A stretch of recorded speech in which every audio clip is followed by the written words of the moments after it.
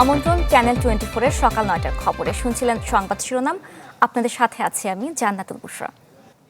বৃষ্টিকে উপেক্ষা করে খোলা আকাশের নিচে বড় পর্দায় আর্জেন্টিনা সুইজারল্যান্ডের খেলা দেখছেন মুন্সিগঞ্জের মানুষ। এ নিয়ে আরো খবর জানাতে সেখান থেকে যোগ দিচ্ছেন শুভ ঘোষ।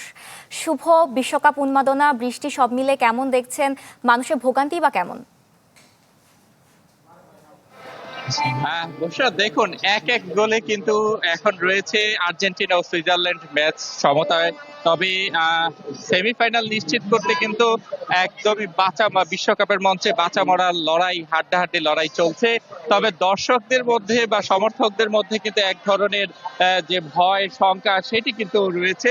বিশেষ করে আর্জেন্টিনার সমর্থক যারা, তারা কিন্তু বৃষ্টিকে উপেক্ষা করে দেখেছি আমরা গতকাল, মানে বলা যায় যে একেবারে ভোর রাত থেকেই কিন্তু এখানে অপেক্ষা করছে, তারা খেলা দেখছেন এবং বৃষ্টিতে ভিজে তারা যখন দেখেছে যে এক পর্যায়ে সুইজারল্যান্ড আরেকটি গোল দিয়ে দিয়েছিল শুরুর দিকে, আর্জেন্টিনা এক গোলের ব্যবধানে এগিয়ে থাকলেও পরে কিন্তু তাদের মধ্যে একটি হতাশা কাজ করছে। এবং আজকে কিন্তু এই আর্জেন্টিনার সমর্থকদের পাশাপাশি এখানে ব্রাজিল সমর্থকরাও খেলা দেখছেন। একদিকে নারী সমর্থকরা, অন্যদিকে কিন্তু পুরুষ সমর্থকরা খেলা দেখছেন। যখনই আসলে সুইজারল্যান্ড একটি গোল দিয়ে দেয় তখন কিন্তু ব্রাজিল সমর্থকদের মধ্যে এক ধরনের উচ্ছ্বাস কাজ করেছে। তবে শুরু থেকেই আর্জেন্টিনার যে সমর্থক যারা রয়েছেন তারা কিন্তু প্রচন্ড আশাবাদী। তারা বলছেন যে অন্যান্য ম্যাচগুলোতে আর্জেন্টাইন প্লেয়াররা যে ধরনের পারফরমেন্স দেখিয়েছে, আজকের ম্যাচটিতেও তারা শেষ পর্যন্ত জয়ী হবে। তবে ম্যাচের যে নির্ধারিত সময় সেটি কিন্তু পেরিয়ে গেছে এবং যখনই একটি গোল হচ্ছে না তখনই কিন্তু আসলে সমর্থকরা প্রচন্ড হতাশ হচ্ছেন এবং আজকের ম্যাচটিতে তারা বেশ কয়েকবার প্রচন্ড হতাশ হয়েছেন, গোল হয়ে হচ্ছে না। এক ধরনের উদ্বেগ আর উৎকণ্ঠা কিন্তু তাদের মধ্যে রয়েছে। তবে বৃষ্টির কারণে তাদের কিছুটা ভোগান্তি হলেও তারা সর্বোচ্চ আশাবাদী আজকের ম্যাচটিতে যদি কোনোভাবে সেমিফাইনাল নিশ্চিত করতে আর্জেন্টিনা জিতে যায় তাহলে কিন্তু তাদের এই কষ্টটি সার্থক হবে, তাদের সেটি বলছেন। এবং অনেক সমর্থক কিন্তু আমরা দেখেছি যে কান্নায় ভেঙে পড়েছেন যখন নির্ধারিত সময়টি শেষ হয় এবং সুইজারল্যান্ড এবং আর্জেন্টিনা এক এক গোলের সমতা ফিরে আসে, তখনই কিন্তু আসলে সমর্থকদের মধ্যে একটি উৎকণ্ঠা কাজ করছে এবং সবার চোখে মুখে আপনি দেখবেন যে একটি দুশ্চিন্তার ছাপ রয়েছে। বিশেষ করে নারী সমর্থক যারা, তাদের মধ্যেও কিন্তু এক ধরনের ভয় কাজ করছে। যারা একেবারে প্রত্যাশার ঝুলি নিয়ে সেই গভীর রাত থেকে এখানে খেলা দেখার জন্য অপেক্ষায় করছে, সেই সব নারী সমর্থকদের কিন্তু এক ধরনের দুশ্চিন্তা তাদের মধ্যেও কাজ করছে। বৃষ্টিতে ভিজে তারা খেলা দেখছেন এবং সেই সব নারী সমর্থকদের চোখে মুখেও কিন্তু প্রচন্ড দুশ্চিন্তা আমরা দেখতে পাচ্ছি। তাদের সাথে আমরা কথা বলেছি, তারা বলছে যে আসলে কোনোভাবে যদি আজকের ম্যাচটিতে আসলে আর্জেন্টিনা জয়ী হয় তাহলে তাদের প্রত্যাশার জায়গাটি পূরণ হবে। বলছে তারা ঘন্টার পর ঘন্টা এই বৃষ্টিতে ভিজে কিন্তু তারা সড়কে অবস্থান নিয়ে তারা খেলাটি উপভোগ করছেন এবং শুরুর দিকে আর্জেন্টিনার একদমই ভালো পারফরমেন্স দেখে কিন্তু তারা বেশ উচ্ছ্বাসিত ছিলেন। নির্ধারিত সময় পেরিয়ে যাওয়ায় এখন কিন্তু তাদের মধ্যে এক ধরনের প্রচন্ড হতাশা কাজ করছে।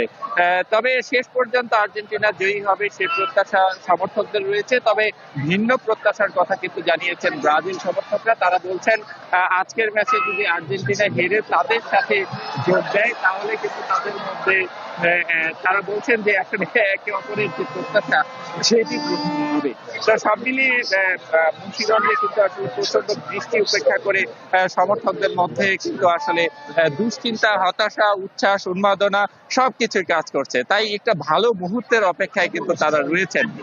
তাই আজকের এই ম্যাচটি আসলে শেষ পর্যন্ত ফলাফল কি দাঁড়ায় সেটি নিয়েই কিন্তু এখন দেখার অপেক্ষা ভক্ত সমর্থক সহ আমাদের। শুভ, আপনাকে ধন্যবাদ। বৃষ্টির মাঝে বিশ্বকাপ উন্মাদনার খবর জানাচ্ছিলেন আমাদের সহকর্মী। অবর্ণনীয় কষ্ট সঙ্গী করে বানের পানির সাথে লড়ছে চট্টগ্রাম অঞ্চলের প্রায় 9.5 লাখ মানুষ। প্রাণহানি হয়েছে 44 জনের। সময় যত গড়াচ্ছে দুর্গত এলাকায় বাড়ছে হাহাকার। ঘরে ঘরে যেন দুর্বিষহ এক পরিস্থিতি। প্রশাসন চেষ্টা চালালেও এমন অনেক এলাকা আছে সেখান থেকে এখনো পৌঁছেনি ত্রাণ বা সহায়তা। ওই নাজুক অবস্থায় সবচেয়ে বেশি সাতকানিয়া, বাঁশখালী ও চকরিয়ায়। ঘুরে এসে জানাচ্ছেন রনি দত্ত, ছবি তুলেছেন সেলিমুল্লাহ। সাতকানিয়া নলুয়া ইউনিয়ন, যতদূর চোখ যায় কেবল থই থই পানি। বোঝার উপায় নেই, পানির নিচে তলিয়ে আছে সড়ক, ফসলি জমি, মাঠ, কবরস্থান, পুকুর। দূর থেকে অনেকটা দ্বীপের মতো লাগছে মানুষের বসতঘর। কোথাও কোথাও সেটিও বোঝার উপায় নেই। এই এলাকায় এনাম খানের বাড়ি। পানি এখন চালা ছুঁই ছুঁই। পরিবার পরিজন নিয়ে পাশের বাড়িতে আশ্রয় নিয়েছেন তিনি। তার মতো অনেকের আশ্রয়স্থল প্রতিবেশীর ঘর কিংবা স্বজনদের বাড়ি। আজকে 4-5 দিন ধরে আমরা পানিবন্দী আছি। বর্তমানে আমার মা, বাবা, ভাই, বোন মানে সবাই আরো দূর থেকে আমার আত্মীয় স্বজনও এখানে নিচে আশ্রয় কেন্দ্রে। এখন ঢুকে অনেক পানি বাবা, এখন বাড়িতে না, এক পানি। 3 দিন ধরে অবস্থা হয়েছে, বেশি পানি উঠছে 2 দিন ধরে। ঘরে ঘরে পানি উঠছে বাবা, এই এলাকার মানে একটা ঘর নেই দে পানি ছাড়া। কেবল নলুয়া নয়, উপজেলার ঢেমশা, আমিলাইশ, কেউচিয়া সহ সব ইউনিয়নের চিত্র এমন দুর্বিষহ। নৌকা ছাড়া চলাচলের কোনো মাধ্যম নেই। রয়েছে খাবার ও বিশুদ্ধ পানির তীব্র সংকট। ধান চাল নষ্ট হয়ে গেছে, মানুষের গরু ছাগল সব বাইরে চলে গেছে, বুঝছেন। এখানের মানুষ অসম্ভব অসহায়। সেদিনতে পানি মুজে আমরা ডুবে থাকছি, খাওয়া দাওয়া চুলা চালা সব ভাঙ গেছে, ঘর বাড়িয়ে গেছে, পানি ডুবে গেছে। তারপরে খানা লনার বিদ্যুৎ, এই যে আমাদের খুব সমস্যা। গেল কয়েকদিন ধরে এমন মানবেতর জীবনযাপন করলেও স্থানীয়দের অভিযোগ, খোঁজ খবর নিতে আসেনি প্রশাসনের কেউ, মেলেনি কোনো ত্রাণ সহায়তা। কোনো মেম্বার চেয়ারম্যান এখানে এসে এই যে কোনো তদারকি করে নাই, মানুষ অনেক কষ্টের মধ্যে আছে। এই যে 4টা দিন ধরে আজকে আমরা এই পানির ভিতরে নিমজ্জিত আছি, এখনো পর্যন্ত আমরা কোন কারণে এখনো পর্যন্ত আমরা ত্রাণ সহায়তা পাইনি। যদিও এলাকাগুলোতে শুকনো খাবার ও ত্রাণ সামগ্রী পৌঁছানোর কাজ করছে সেনাবাহিনী, এগিয়ে এসেছে কিছু বেসরকারি স্বেচ্ছাসেবী। সাতকানিয়ার মতো একই অবস্থা বাঁশখালী, চন্দনাইশ, লোহাগাড়া সহ দক্ষিণ চট্টগ্রামের বিভিন্ন উপজেলায়। সেই সাথে বানের পানির সাথে লড়ছে কক্সবাজার ও বান্দরবানের বিস্তীর্ণ এলাকার মানুষ। সব মিলে চট্টগ্রাম অঞ্চলে ক্ষতিগ্রস্ত মানুষের সংখ্যা ছাড়িয়েছে 8.5 লাখ। রনি দত্ত, চ্যানেল 24, চট্টগ্রাম। আবহাওয়া পরিস্থিতির খবর জানাতে বান্দরবন ও মৌলভীবাজার থেকে যোগ দিচ্ছেন আমাদের সহকর্মীরা। শুরুতে চলে যাব বান্দরবনে আছেন আমাদের সহকর্মী ইয়াসিনুল হাকিম। ইয়াসিনুল হাকিম, বান্দরবনে কি পরিস্থিতি দেখছেন, বন্যার কি পরিস্থিতি আর সর্বশেষ পরিস্থিতি কি আমাদের জানাবেন? বর্ষা টানা 7 দিনের বর্ষণের পর এখন কিছুটা আসলে বৃষ্টিপাত বন্ধ রয়েছে আমরা দেখেছি, এবং এটির সাথে সাথে বিভিন্ন যে নির্মাঞ্চলের পাশাপাশি বিভিন্ন জায়গায় যে সড়কগুলোতে জলজট তৈরি হচ্ছিল, কিছুটা পানি আসলে কমতে শুরু করেছে। তবে আমরা আবহাওয়া অফিসের সাথে এবং পানি সংরক্ষণকারীর সাথে কথা বলেছি, তারা আমাদেরকে যেটি জানিয়েছে, বান্দরবানের সাঙ্গু নদীর গতকালকে 9 সেন্টিমিটার বিপদসীমার উপর দিকে পানি প্রবাহিত হলো, আজকে 3 সেন্টিমিটার করে কমেছে। এখন এই বিপদসীমার প্রায় 6 সেন্টিমিটার উপর দিয়ে পানি প্রবাহিত হচ্ছে। অন্য জায়গা থেকে আমরা দেখেছি যে উঁচা অঞ্চলগুলোতে যেখানে জলজট তৈরি হয়েছিল, সেই জলগুলো এখন কমতে শুরু করেছে এবং কিছু কিছু জায়গায় মানুষের যোগাযোগ অনেকটা স্বাভাবিক হয়েছে। তবে সাঙ্গু নদীর পানি এখনো বিপদসীমার উপর দিকে প্রবাহিত হওয়ার কারণে কিন্তু নিম্ন অঞ্চলে যেগুলো প্লাবিত হয়েছিল সেই সমস্ত জায়গাগুলোতে এখনো পর্যন্ত মানুষ পানিবন্দী রয়েছে। আমরা দেখেছি মেম্বরপাড়া, আর্মিপাড়া, হাফেজগোনা, ইসলামপুর, লাঙ্গিপাড়া থেকে শুরু করে শেরেবাংলা নগর, বরিশালপাড়া, প্রত্যেকটি জায়গায় এখনো মানুষ আসলে পানিবন্দী রয়েছে। আমরা দেখেছি বান্দরবানের রুমা, তানসি, লামা, আলীকদম, নাইক্ষণছড়ি, বাইশারি, গুন্দুম, তমরু সব বিভিন্ন জায়গায় যে নির্মাঞ্চলগুলো রয়েছে সেগুলো যেমন প্লাবিত হয়েছে, সব মিলিয়ে কিন্তু পুরো জেলায় 50,000-এরও অধিক মানুষ আসলে কিন্তু পানিবন্দী রয়েছে। এবং জেলা প্রশাসকের সাথে কথা বলেছি, তারা আমাদেরকে জানিয়েছে বান্দরবানের 7 উপজেলার 34 ইউনিয়ন, 2 পৌরসভায় 220টি আশ্রয় কেন্দ্র তারা ইতিমধ্যে প্রস্তুত রেখেছিল, যার মধ্যে বান্দরবান পৌরসভায় প্রায় 19টি আশ্রয় কেন্দ্র রাখা হয়েছে, যার মধ্যে থেকে 15 আশ্রয় কেন্দ্রে প্রায় 2,500 থেকে 3,000 মানুষ আশ্রয় নিয়েছে। এবং বান্দরবানের বিভিন্ন উপজেলাগুলোর মিলে সব মিলে 4,500 মানুষ আশ্রয় কেন্দ্রে আশ্রয় নিয়েছে, এবং বাকি কিছু মানুষ তাদের নিকটবর্তী আত্মীয় এবং পার্শ্ববর্তী উচ্চ ভবনে বিভিন্ন জায়গায় আশ্রয় নিয়েছে। এবং পৌরসভা, উপজেলা প্রশাসন, ইউনিয়ন পরিষদের পক্ষ থেকে বিভিন্ন জায়গায় তাদেরকে রান্না করা খাবার এবং ত্রাণ সহায়তা অব্যাহত রেখেছে। অন্যদিকে আমরা লক্ষ্য করেছি বিভিন্ন জায়গাগুলোতে সেনাবাহিনী, বিজিবির উদ্যোগে কিন্তু ত্রাণ সহায়তা অব্যাহত রেখেছে, দুর্গম এলাকা থেকে মানুষকে উদ্ধার করার কাজ করছে। সব মিলে কিন্তু বৃষ্টিপাত কমলো, কিন্তু এখনো পর্যন্ত সাঙ্গু নদী এবং মাতামুহুরীর পানি বিপদসীমার উপর দিকে প্রবাহিত হচ্ছে। বুঝছা হাকিম, আপনাকে ধন্যবাদ। চলে যাব মৌলভীবাজারে, সেখানে আছেন আমাদের সহকর্মী আব্দুর রব। রব, শুনছিলাম বান্দরবনের পরিস্থিতি, মৌলভীবাজারে কি খবর? জি বুশরা, আমি এখন দাঁড়িয়ে আছি মৌলভীবাজার শহরের পাশ দিয়ে বয়ে যাওয়া মনু নদীর তীরে। এই নদীটি গত 2-3 আগে একদম ভয়ঙ্কর রূপ ধারণ করেছিল, পাড় ভেঙে মানুষের বাড়িঘর অনেকটা বলা চলে ভাসিয়ে নিয়ে যায় এবং বন্যা আসলে ব্যাপক ক্ষতি হয়। কিন্তু এখন এই নদীটি অনেকটা শান্ত। গতকালকেও এই চাঁদনীঘাট পয়েন্টে বিপদসীমার 50 সেন্টিমিটার উপর দিয়ে পানি প্রবাহিত হলেও আজকে কিন্তু বিপদসীমার 44 সেন্টিমিটার নিচ দিয়ে প্রবাহিত হচ্ছে। একইভাবে মনু নদের মতো মৌলভীবাজারের যে অন্যান্য যে নদীগুলো রয়েছে, মনু, ধলাই, কুশিয়ারা এবং জুড়ি নদী, প্রত্যেকটি নদ নদীর পানি কিন্তু বিপদসীমার অনেক নিচ দিয়ে প্রবাহিত হচ্ছে। ফলে ধলাই নদীর যে কমলগঞ্জ অংশের ভাঙন এবং মনু নদের যে ভাঙন রাজনগর অংশে, সেই ভাঙনগুলো দিয়ে কিন্তু পানি লোকালয়ে প্রবেশ করা বন্ধ হয়েছে এবং লোকালয়ে যে পানিগুলো প্রবেশ করেছিল সেগুলো কিন্তু ধীরে ধীরে নিম্নাঞ্চলে চলে গেছে। বিশেষ করে রাজনগর এলাকার যে পানিগুলো সেগুলো আসলে কাওয়াদিঘি হাওরে গিয়ে সেখানে জমা হয়েছে এবং ধীরে ধীরে কাওয়াদিঘি হাওরে কিন্তু জলে টইটম্বুর হচ্ছে এবং সেখানে হাওরে কিন্তু পানি বৃদ্ধি পাচ্ছে। তো এই বন্যা পরিস্থিতির সময়ে যে আমরা দেখেছি প্রশাসনের পক্ষ থেকে শুকনো খাবার বিতরণ করা হয়েছে। এখন যদিও পানি অনেকটাই কমে গেছে বলা চলে, বন্যা পরিস্থিতির অনেকটা উন্নতি হয়েছে। আমরা দেখেছি যে প্রশাসনের পক্ষ থেকে চাল বিতরণ করা হচ্ছে বিভিন্ন স্থানে এবং প্রশাসনের পাশাপাশি অনেকে ব্যক্তি উদ্যোগে বিভিন্ন ধরনের ত্রাণ তৎপরতা দিচ্ছেন।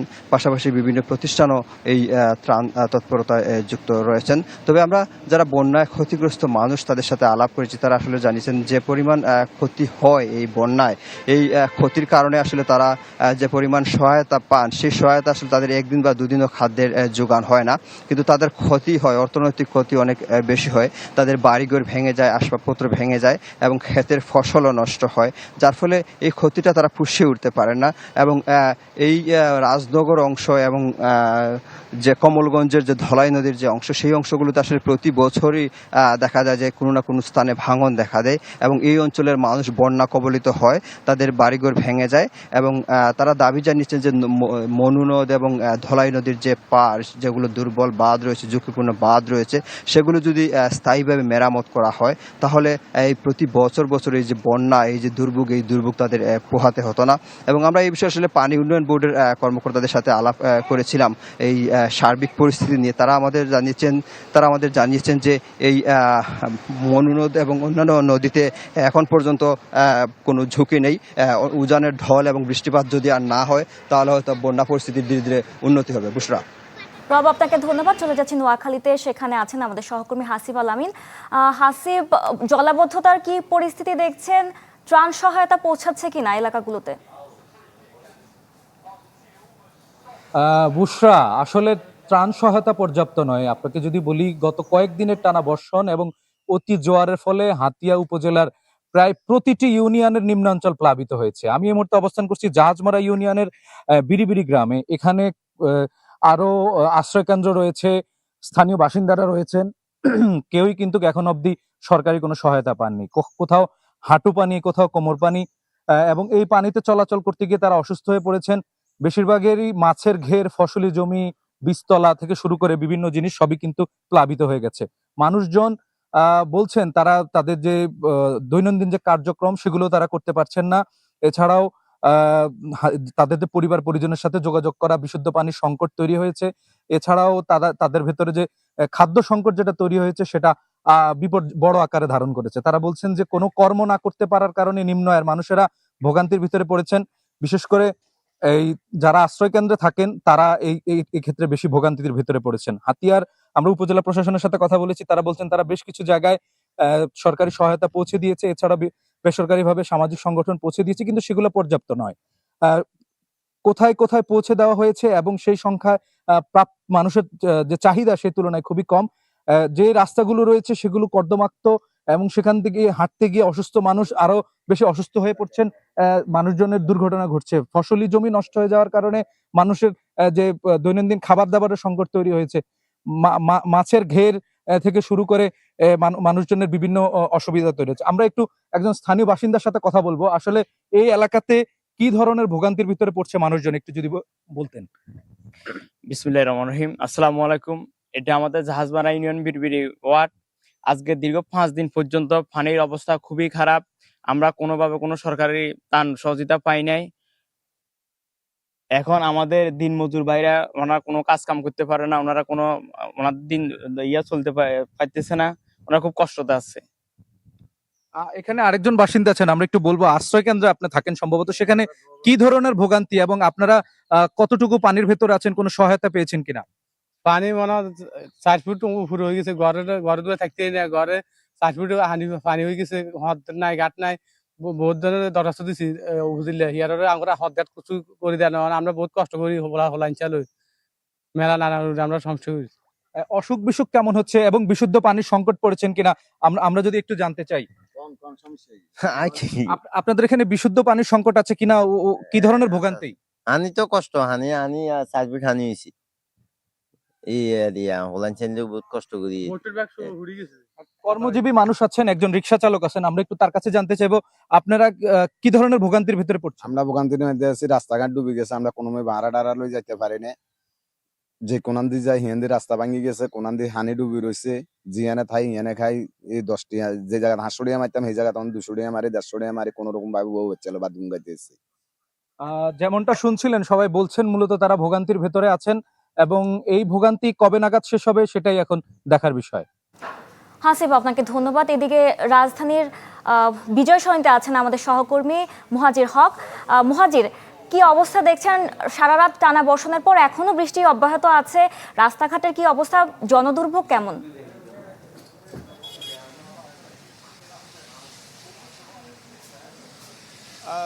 বুশরা, এই মুহূর্তে রাজধানীতে এখনো বৃষ্টি হচ্ছে এবং আপনি দেখতেই পাচ্ছেন যে রাজধানীর এই বৃষ্টি সকাল থেকে বৃষ্টির যে অবস্থা ছিল সেটাতে বলা যায় একেবারে নাকাল এই রাজধানীবাসীর জনজীবন।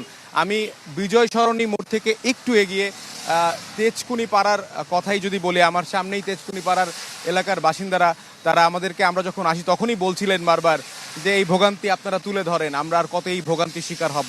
এই বৃষ্টি হলে এই রাস্তার অলি গলি সব পানিতে তলিয়ে যায় এবং মূলত কালকে থেকেই তারা এই ভোগান্তিটা আসলে পোহাচ্ছেন এবং এই বৃষ্টিটা এরকম থেমে থেমে হচ্ছে কিছুক্ষণ পর পর এবং টানা বৃষ্টি যে হচ্ছে তার আসলে থামার কোনো নাম নেই, যে কারণে নগরবাসী বেশ ভালো ভোগান্তিতে পড়েছেন। আমরা অনেকের সঙ্গেই কথা বলেছি, বিশেষ করে যারা সকালবেলা যেসব অভিভাবকরা তাদের সন্তানদের নিয়ে স্কুলে যান তারাও কিন্তু বেশ আসলে বেগ পোহাতে হচ্ছে। আমরা দেখতে পাচ্ছি অনেকেই তাদের সন্তানদের নিয়ে স্কুলে যাচ্ছেন, প্রায় অনেকটাই আসলে হাঁটু পানি বলা যায়, হাঁটু পানি তারা পার হয়ে তারা যাচ্ছেন। রাজধানীতে এই বৃষ্টি বাদলের কারণে সকাল থেকে বিশেষ করে যারা চাকরিজীবী মানুষ রয়েছেন তাদেরও কিন্তু সেই একই অবস্থা রয়েছে। আমরা নিজেরাও একই ভোগান্তির মধ্যে আছি। যেমন বৃষ্টির সাথে কিছুটা বাতাসও লক্ষ্য করা যাচ্ছে, যে কারণে আসলে যারা রয়েছেন আশেপাশের মানুষজন তারাও আসলে বেশ ভোগান্তিতে পড়েছেন। এখানে বিশেষ করে সাধারণ দিন আনে দিন খায় এরকম মানুষজন যারা রয়েছেন তারা কিন্তু আমাদেরকে তাদের ভোগান্তির কথা জানাচ্ছিলেন যে এই বৃষ্টি হলেই অলিগলিতে যে পানি উঠে যাচ্ছে সেখানে স্থানীয় সরকার বা সিটি কর্পোরেশন তাদেরকে তারা একটা দায় দিচ্ছেন যে এরকমভাবে তো পানি ওঠার কথা না, পানি আসলে কেন উঠছে এবং সেই পানিটা কেন বেশিক্ষণ থাকছে, তাদের এই অভিযোগটা কিন্তু রয়েছে। সেই জায়গা থেকে তারা বারবারই স্থানীয় সরকার কিংবা সিটি কর্পোরেশন সেই জায়গাতে তারা প্রশ্ন তুলছেন এবং এটা নিয়ে তারা আরও সতর্ক হবার কথা বলছেন, সজাগ দৃষ্টি দেওয়ার কথা বলছেন এবং এখন কেবল সকাল 9টা বাজে এই সময়টাতে বিশেষ করে অফিসের যারা রয়েছেন, চাকরিজীবী যারা রয়েছেন তারা কিন্তু এই সময়টাতেই মূলত বের হন। অনেকেই এই বৃষ্টির কারণেই বের হতে পারছেন না। বৃষ্টি আসলেই সকাল থেকেই আমরা দেখতে পাচ্ছি যে এই বৃষ্টির এই অবস্থা কিন্তু ঠিক একই রকম, থেমে থেমে ঝিরিঝিরি বৃষ্টি হচ্ছে, খুব যে জোরে বৃষ্টি হচ্ছে বিষয়টা এরকম না, কিন্তু বৃষ্টি হচ্ছেই। আমরা সারা দেশের খবর শুনছিলাম, সেখানে যে অবস্থা রাজধানীতে কিন্তু এর প্রভাবটা আসলে রয়েই গেছে। আপনারা দেখতে পাচ্ছেন যে সকাল থেকে এই অবস্থায় এই চাকরিজীবী যারা মানুষ রয়েছেন তাদের হাঁটা চলা, তাদের অবস্থা কি পরিমাণে রয়েছে। আবহাওয়া অফিস থেকে আমরা যতদূর জানতে পেরেছি এবারের সর্বোচ্চ বৃষ্টিপাত রেকর্ড করা হয়েছে এবং যেটা এবারই প্রথম এবং এখানকার বিশেষ করে আমরা রাজধানীর শুধু এই বিজয় সরণি না, আমরা যখন আসি এর পরপরই আমরা দেখতে পেয়েছি যে আশেপাশে আশেপাশে ফার্ম গেট থেকে শুরু করে পান্থপথ, এই এলাকার বিশেষ করে রাজাবাজার, শুক্রাবাদ, এই সমস্ত যে এলাকাগুলো রয়েছে সেই এলাকাগুলোতেও কিন্তু একই দশা এবং চিত্রটা একেবারেই এক। এবং সেখানে ওই হাঁটু সমান পানি এবং এটা অতিক্রম করেই সাধারণ মানুষের চলাফেরা করা লাগছে। ভোগান্তির চিত্র আসলে বুঝটা সব জায়গার একই অবস্থা, তবে জনগণ, সাধারণ মানুষ যারা রয়েছেন তারা দ্রুত এটা আসলে পরিত্রাণও চান। মুহাজির, আপনাকে ধন্যবাদ। দর্শক, ঢাকা এবং ঢাকার বাইরের আবহাওয়ার সার্বিক পরিস্থিতির খবর জানাচ্ছিলেন আমাদের সহকর্মীরা। যুদ্ধ নেই কোনো জাতিগত সংঘাত, কিন্তু এরপরও বিশ্বের সবচেয়ে কম বাসযোগ্য শহরগুলোর অন্যতম ঢাকা। দখল, দূষণ আর সবুজায়নের অভাব কেড়ে নিচ্ছে এই শহরের তিলোত্তমা তকমা। পরিকল্পনাবিদদের মতে মাস্টার প্ল্যানগুলোতে সরকারের সদিচ্ছা থাকলে ঢাকাকে বাসযোগ্য নগরী হিসেবে গড়ে তোলা অসম্ভব নয়। মুহাজির হকের রিপোর্টে দেখুন বিস্তারিত।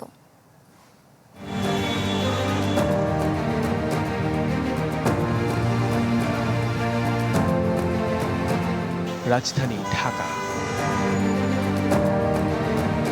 তিলোত্তমা নগরীর তকমার আড়ালে কোটি মানুষের জীবন্ত এক জাতাকল, যেখানে পিষ্ট মধ্যবিত্তের জীবন।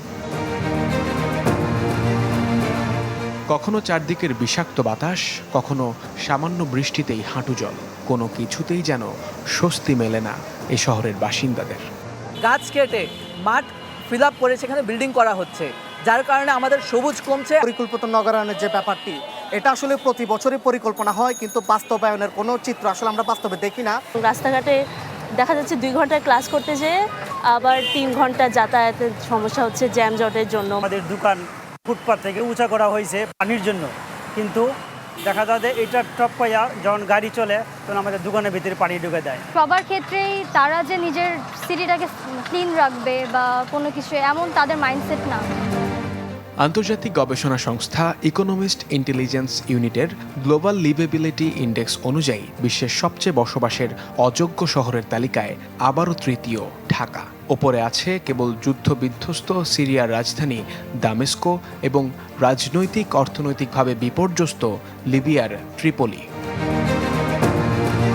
স্থিতিশীলতা, স্বাস্থ্যসেবা, সংস্কৃতি ও পরিবেশ, শিক্ষা এবং অবকাঠামো, এই 5টি মূল সূচকের ওপর ভিত্তি করে তৈরি হয় বাসযোগ্যতার তালিকা, যার প্রায় প্রতিটিতেই ঢাকার স্কোর তলানিতে। কিন্তু কেন ঢাকা বারবার বসবাসের অযোগ্য?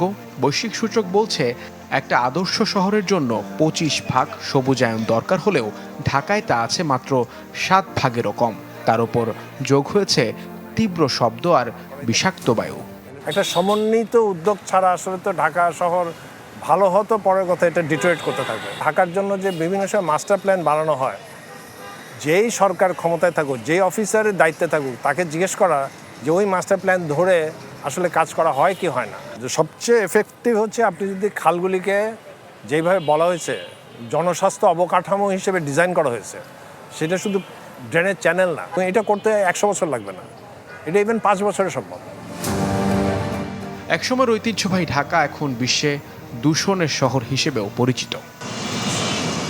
কাগজে কলমে উন্নয়নের খতিয়ান দীর্ঘ হলেও ঘুরে ফিরে বারবারই বসবাসের অযোগ্য শহরের তালিকায় শীর্ষে ঢাকা।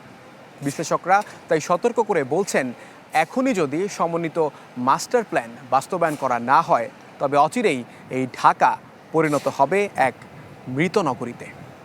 মুহাজির হক, চ্যানেল 24, ঢাকা।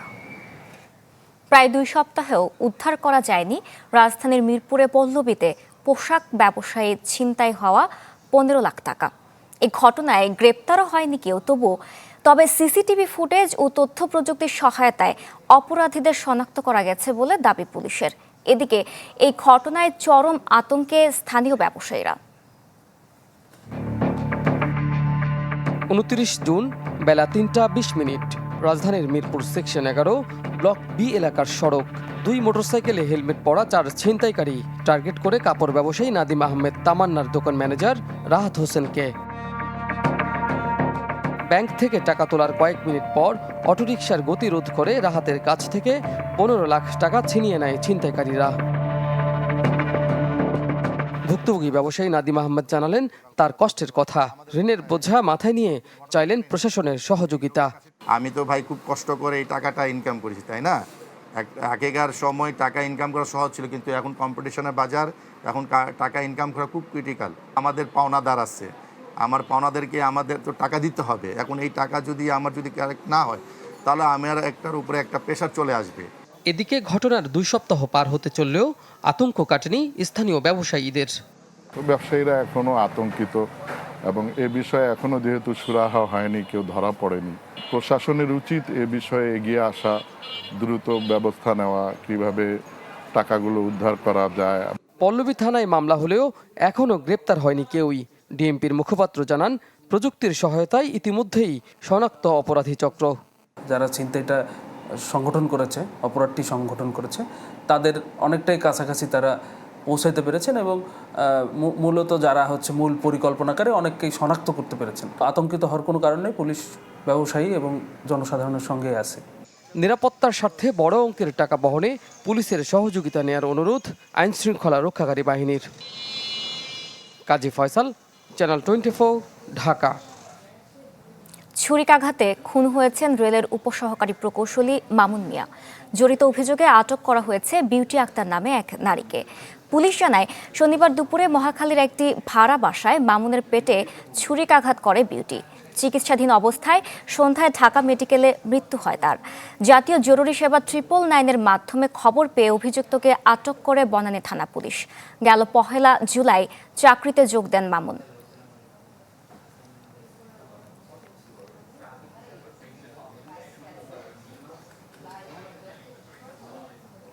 সাবেক স্পিকার ও বিএনপির স্থায়ী কমিটির সদস্য ব্যারিস্টার জমির উদ্দিন সরকার মারা গেছেন। ইন্না লিল্লাহি ওয়া ইন্না ইলাইহি রাজিউন। আজ ভোরে রাজধানীর একটি বেসরকারি হাসপাতালে চিকিৎসাধীন অবস্থায় মারা যান তিনি। প্রবীণ এই রাজনীতিবিদ ছিলেন বিএনপির প্রতিষ্ঠাকালীন সদস্য। রাজনৈতিক জীবনে 5 বার এমপি নির্বাচিত হন তিনি। বিভিন্ন সময়ে ছিলেন পররাষ্ট্র প্রতিমন্ত্রী, গণপূর্ত প্রতিমন্ত্রী, ভূমিমন্ত্রী, শিক্ষামন্ত্রী, আইনমন্ত্রী পদে। 2001 সালে 8ম জাতীয় সংসদের স্পিকার নির্বাচিত হন তিনি। এছাড়া 2002 ও 2006 সালে অস্থায়ী রাষ্ট্রপতির দায়িত্বেও ছিলেন ব্যারিস্টার জমির উদ্দিন সরকার। তার জন্ম 1931 সালের 1 ডিসেম্বর পঞ্চগড়ের তেঁতুলিয়া উপজেলার নয়াবাড়ি গ্রামে।